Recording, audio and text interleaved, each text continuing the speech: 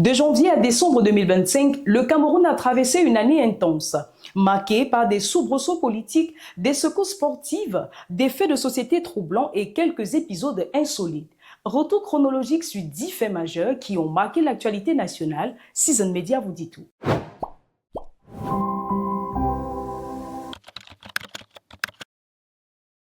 L'année s'ouvre par un événement majeur. Février 2025, Yaoundé accueille la toute première édition des rencontres économiques du Cameroun. L'événement réunit investisseurs, chefs d'entreprise et autorités publiques autour des enjeux de croissance, d'emploi et de lutte contre la vie chère. L'initiative a été portée par le GECAM et coordonnée par le MACNA nigérian Tony Elumelu. L'année est également ponctuée de faits divers, aussi choquants qu'insolites. L'un d'eux défraie la chronique. Courant février, une vendeuse d'eau coque, mais camerounais très prisée, est filmée en train d'ajouter de l'urine à sa préparation. Les images provoquent une vague de stupeur. La police interpelle Victorine Ngabikwe dans le village Mvengue, dans la région du Sud, où elle s'était réfugiée après la diffusion de la vidéo sur les réseaux sociaux. L'actualité bascule dans l'indignation avec l'affaire Diane Yango.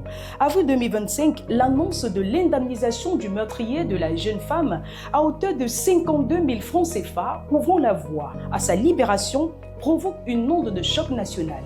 Colère, protestation et incompréhension envahissent l'opinion publique. L'affaire est finalement portée en appel et le coupable condamné à 20 ans de prison.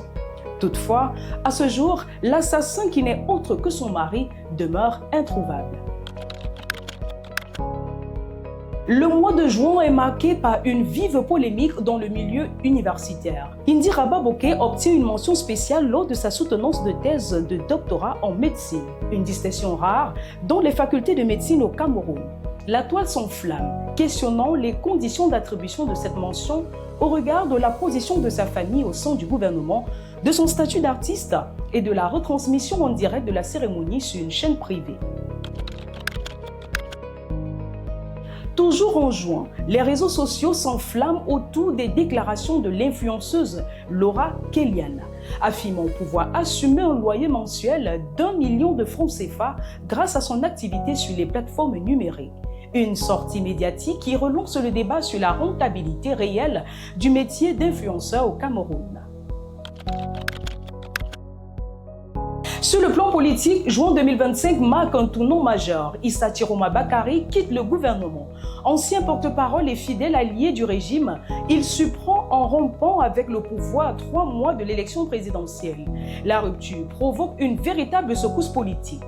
Après ce qu'il qualifie de chasse aux sorcières, l'opposant trouve refuge en Gambie, devenue sa nouvelle terre d'accueil. Autre coup dur sur le moral des Camerounais, la non-qualification des Lions indomptables pour la Coupe du Monde. En septembre 2025, la déception est immense. Colère populaire, critiques acerbes et appel à une réforme en profondeur du football camerounais se multiplient. Une compétition mondiale qui se jouera sans le Cameroun. Moment clé de l'année, la présidentielle d'octobre 2025 se solde par la réélection de Paul Biya. Entre insurrection, ville morte, manifestations et conflits armés, le Cameroun a connu une période de trouble. Une mauvaise nouvelle pouvant en cacher une autre, un coup de théâtre frappe le football camerounais. Marc Brice, sélectionneur belge recruté en avril 2024, est écarté de la tête des Lions indomptables, à quelques semaines seulement de la Coupe d'Afrique des Nations. Une décision prise par le président de la FECAFOOT et validée par le ministre des Sports, au grand soulagement d'une partie de l'opinion.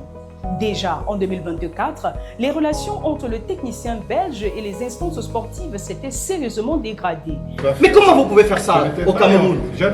Son passage à la tête de la sélection nationale restera comme un épisode marqué par de fortes tensions institutionnelles. Le Cameroun, toujours en décembre, essuie une sanction diplomatique. La suspension temporaire de son droit de vote au sein de l'Union africaine pour, dit-on, non-paiement de ses contributions financières au titre de l'année 2027. En somme, 2025 aura été une année de rebondissement, mêlant crise, scandale, débat et surprise. Une page se tourne désormais. Reste à savoir ce que 2026 réservera aux Camerounais. Bonne année à tous les abonnés de Season Media.